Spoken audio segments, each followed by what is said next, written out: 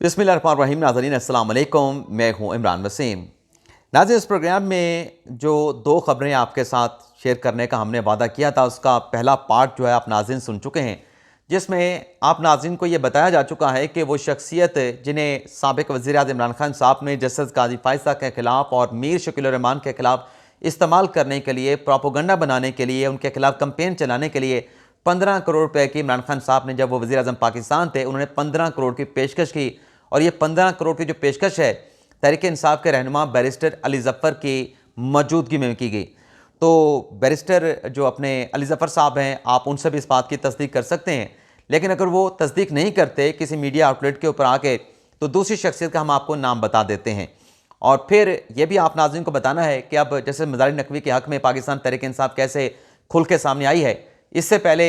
यानी जब जस्टिस काज़ी फ़ाइज़ के खिलाफ रेफरेंस आया था, तो उनसे तो पाकिस्तान तहरीक-ए-इंसाफ आज तक मनी ट्रेल मांगती है। लेकिन जब एहतसाब आपका नारा हो, करप्शन का खात्मा आपका अज़म हो, तो फिर अगर किसी और जज के खिलाफ रेफरेंस आता है, तो फिर आपके कॉल ऑफ फेल में तज़ाद नहीं होना चाहिए। अगर जस्टिस काज़ी फ़ाइज़ से आप मनी ट्रेल मांगते हैं, उन्हें तो चलें क्लीन चिट मिल गई, तो उन जज साहब से आप मनी ट्रेल मांगने के बजाय उन्हें क्लीन चिट दिलाने के लिए कैसे पाकिस्तान तहरीक-ए-इंसाफ जो है सुप्रीम कोर्ट में जा सकती है, जस्टिस काज़ी फ़ाइज़ के सामने एक नुक्ता, एक दरख्वास्त रख सकती है। तो ये तफसीलात भी आपके साथ हम शेयर करेंगे। तो नाज़रीन, वो जो शख्सियत थे जिन्हें बैरिस्टर अली ज़फ़र साहब इमरान खान साहब पाक के पास लेके गए थे, वो नाज़रीन थे सैयद कल्ब हसन शाह साहब। सैयद कल्ब हसन शाह साहब के साथ मेरी खुद इंटरेक्शन हुई, खुद मुलाकात हुई।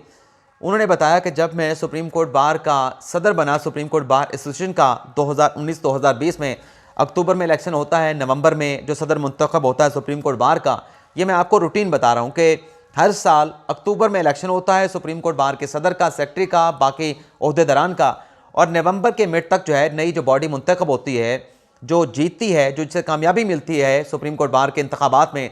वो अपना जिम्मेदारियाँ नवंबर के मिड तक संभाल लेती है।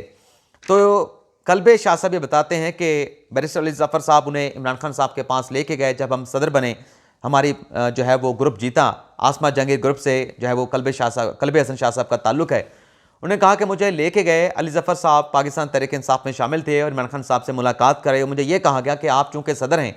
बड़ी तादाद में, हज़ारों की तादाद में वकला आपके नीचे हैं, आप एक बड़ी बॉडी को जो है रिप्रेजेंट करते हैं और एक बड़ा धड़ा आपका है आसमा जहांगीर ग्रुप का। और यहाँ पे आप नाज़रीन को ये बता दें कि बैरिस्टर अली ज़फ़र साहब का ताल्लुक़ भी आसमा जहांगीर ग्रुप के साथ है। तो उन्हें ये कहा गया कि हम आपको 15 करोड़ रुपए की पेशकश करते हैं, ये आपको फ़ंड्स की मद में सुप्रीम कोर्ट बार के अकाउंट में जमा करवाया जाएगा। आप अपने वकला की फ़लाह बहबूद के लिए, उन्हें नवाजने के लिए, उनके लिए पैसे आप खर्च कर सकते हैं। लेकिन आपको करना ये होगा, खान साहब ने उन्हें बताया कि आपको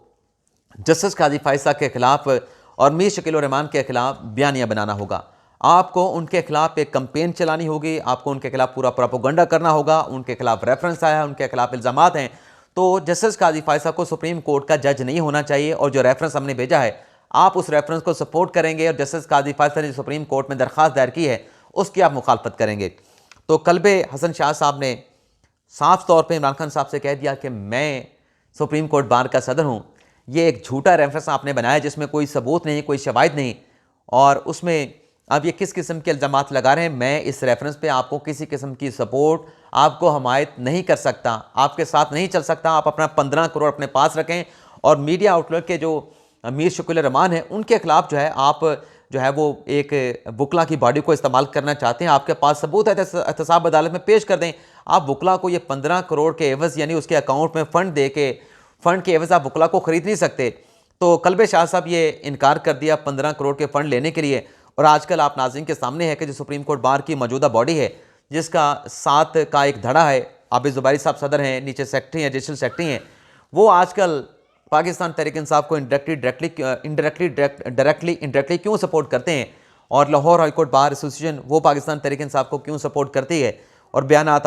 आते हैं कि हम कानून की बालादस्ती के लिए खड़े हैं, आइन की बालादस्ती के लिए खड़े हैं, आइन और कानून की हुक्मरानी के लिए खड़े हैं। ज़रा आप नाज़रीन चेक कर लें कि इन दोनों बार एसोसिएशन को, चाहे वो सुप्रीम कोर्ट बार एसोसिएशन है, चाहे वो Lahore high court bar association हैं, इन्हें इमरान खान साहब की हुकूमत में परवेज़ इलाही साहब ने, पंजाब हुकूमत ने कितने करोड़ रुपए के फ़ंड्स दिए हैं। उससे के बाद आपको ये अंदाज़ा हो जाएगा कि ये जो आइन और कानून की हुक्मरानी के लिए पाकिस्तान तहरीक-ए-इंसाफ को डायरेक्टली इनडायरेक्टली सपोर्ट कर रहे हैं, ये दरअसल उनसे कितने पैसे लेके बैठे हैं, कितने फ़ंड्स लेके बैठे हैं। तो ये सारा किस्सा आपको समझ आ जाएगा कि माजी में कल्ब शाह साहब ने तो ये पैसे लेने से इनकार किया था, लेकिन मौजूदा जो बॉडी है सुप्रीम कोर्ट बार की और हाई कोर्ट बार एसोसिएशन की, उन्होंने इमरान खान साहब की हुकूमत से कितने फंड्स लिए हैं अपने वकला के लिए, और उसका अब जो है वो क्या कहते हैं सिला जो है वो भी ये बार एसोसिएशन जो है वो पाकिस्तान तहरीक इंसाफ को दे रही हैं। अब यहाँ पे नाज़रीन आप देखें कि मनी टेल का, जैसे मैंने कहा कि मज़ाहिर नकवी साहब से तो मनी टेल नहीं मांग रहे, लेकिन काजी फैसल साहब से मांग रहे थे। तो अब आपके सामने है कि रेफरेंस जो है वो आया है मज़ाहिर नकवी साहब के खिलाफ। जस्टिस बंदयाल साहब जो है उसके ऊपर अपनी राय दे चुके हैं कि ये तो एक जज को टारगेट करने वाली बात है, और ओपन कोर्ट में जज साहब ने कहा कि मैं अपने एक और जज का जो है वो सर पेश नहीं करूँगा, और किसी ने अगर मेरे जज के ऊपर इल्ज़ाम लगाना है तो मैं सबसे आगे खड़ा हूँगा, मुझसे पहले बात करना होगी। अगर जस्टिस मज़ाहिर नकवी के गोशवारों में कोई टैक्स रिटर्न में कुछ सुकम है तो आप FBI से कहें, वो सारी छानबीन कर लें, इंक्वायरी कर ले। अब मैं ये इस व्लॉग में नहीं कहना चाह रहा कि जो इल्ज़ामात रेफरेंसेस के अंदर जस्टिस मज़ाहिर नकवी पे लगाए गए बिल्कुल दुरुस्त हैं, वो इल्ज़ामात जो हैं वो गलत भी हो सकते हैं, लेकिन बात यह है कि जज साहब को क्लीन चिट तो मिलनी चाहिए। जज साहब के जो इल्ज़ामात लगे हैं उस पर उसी पेस के साथ, जैसा कि काजी फैसल के खिलाफ रेफरेंस चला था, उसी पेस पे, और जो हमारे चीफ जस्टिस मता बंदयाल साहब के फरमुदात थे जस्टिस काजी फैसल केस की समाअत करते हुए जो रिमार्क्स थे और जो इख्तलाफी नोट बंदयाल साहब ने खुद लिखा था, उसके पेश नज़र जो है ये सुप्रीम जुडिशल काउंसिल की कमेटी जो इजलास है वो कन्वीन होना चाहिए, इजलास बुलाया जाना चाहिए, लेकिन वो नहीं हो रहा। बल्कि बंदयाल साहब जो कि सुप्रीम जुडिशल काउंसिल को हेड करते हैं, जो चेयरमैन होते हैं, उन्होंने तो अपना जो माइंड है वो भी डिस्क्लोज कर दिया है कि इस रेफरेंस में कुछ नहीं है, ये तो FBI का केस बनता है। तो अगर FBI का केस बनता है तो FBI का केस जब जैसे काजी फैसल का बनाया गया तो फिर FBI से रिपोर्ट क्यों मांगी गई? वैसे तो बंदयाल साहब को वही जो प्रिंसिपल उन्होंने सेटल डाउन किया था वो उन्हें चाहिए कि सुप्रीम जुडिशल काउंसिल में मज़ाहिर नकवी साहब के खिलाफ रेफरेंस को टेकअप करें, और अगर ये FBI का मामला है तो FBI को कहें कि तहकीकात करके मज़ाहिर नकवी के खिलाफ जो है वो रिपोर्ट जो है वो सुप्रीम जुडिशल काउंसिल में पेश कर दे, और अगर उसमें सब्सटेंस हुआ तो फर्दर प्रोसीड कर लीजिएगा। बसूरत दीगर जो है वो आप उस रेफरेंस को कलअदम करार दे सकते हैं। अब हुआ नाज़रीन ये है कि एक दरख्वास्त है जो पाकिस्तान तहरीक इंसाफ के एक अहम रहनुमा, वकील रहनुमा की जानब से कल सुप्रीम कोर्ट ऑफ पाकिस्तान में दायर की गई है। इस दरख्वास्त के नाज़रीन मंदरजात पे आने से पहले आपको याद होगा कि जो रेफरेंस है वो तो नहीं लग सका, उस पर सुप्रीम जुडिशल काउंसिल की कार्रवाई का आगाज़ नहीं हुआ, लेकिन जो बंदयाल साहब ने उसके ऊपर मौक़िफ़ दिया, उसके बाद फिर हुकूमत की तरफ से, पार्लियामान की तरफ से ये फैसला किया गया जो अयाज सादिक साहब ने कौमी असम्बली के इजलास में खिताब किया था। आप बहुत सारे दोस्त कहते हैं कि मैं चीज़ों को रिपीट करता हूँ, तो बहुत सारे हमारे दोस्त मुझे पता है कि बहुत समझदार हैं, बहुत समझबूझ वाले हैं, चीज़ों को एक बार कहने से समझ जाते हैं, लेकिन हमारे कुछ दोस्त ऐसे भी होते हैं, उनका भी आपको जहन में रखना होगा कि वो चीज़ों को इतनी आसानी के साथ नहीं समझ सकते, उनका भी ज़्यादा अंदाज़ा करना होता है। तो अयाज सादिक साहब ने पार्लियामान में ठहर के कहा कि जो पब्लिक अकाउंट कमेटी है वहाँ पे मज़ाहिर नकवी साहब का मामला भेजा जाए, और पब्लिक अकाउंट कमेटी जो है वो जस्टिस मज़ाहिर नकवी के जो असासे हैं उनका ऑडिट करे, उस हवाले से रिपोर्ट्स मांगे, उस हवाले से छानबीन करे, तो ये मामला मज़ाहिर नकवी साहब को भेजा जाए। यानी अयाज सादिक साहब दूसरे लफ्ज़ों में ये कह रहे थे कि सुप्रीम जुडिशल काउंसिल जो कि एक आइनी फोरम है, जो कि कॉन्स्टिट्यूशन के आर्टिकल 209 के तहत किसी जज के खिलाफ अगर कोई रेफरेंस आता है वहाँ पे सुप्रीम जुडिशल काउंसिल में समाअत नहीं होती, वहाँ का जो सरबराह है, जो चेयरमैन है, वो कहता है कि मैं नहीं सुनूंगा, तो फिर पब्लिक अकाउंट कमेटी एक और फोरम मौजूद है, वहाँ पर भी आप ये मामला भेज के जस्टिस मज़ाहिर नकवी के असासों के हवाले से ऑडिट करवा सकते हैं, इंक्वायरी करा सकते हैं, यानी बाज़पोज़ कर सकते हैं, जांच पड़ताल कर सकते हैं। तो अयाज सादिक साहब ने ये मामला दिया और गालिबन ये फिर पब्लिक अकाउंट कमेटी के सपोर्ट भी कर दिया गया। वैसे आपको यहाँ पे नाज़रीन ये भी बता दें कि जो साकिब निसार साहब की मुबैना उनके बेटे की ऑडियो नजम साकिब साहब की सामने आई थी, उसके ऊपर भी एक पार्लियामान की 10 रुकनी कमेटी कौमी असम्बली की करारदाद के ऊपर बनाई गई थी, जिसके सरबराह असलम भूतानी साहब को बनाया गया था। स्पीकर कौमी असम्बली राजा परवेज़ अशरफ ने उसका नोटिफिकेशन जारी किया था। उस नाज़रीन कमेटी का पहला इजलास जो है वो 9 मई को तलब कर लिया गया है,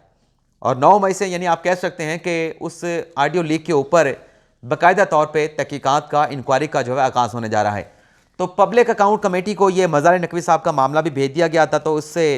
की सामने आई कि अब हुकूमत जो है, पार्लियामेंट जो है, इस मामले की पार्लियामेंट के फोरम के ऊपर रहकर जो है तहकीकात करेगी।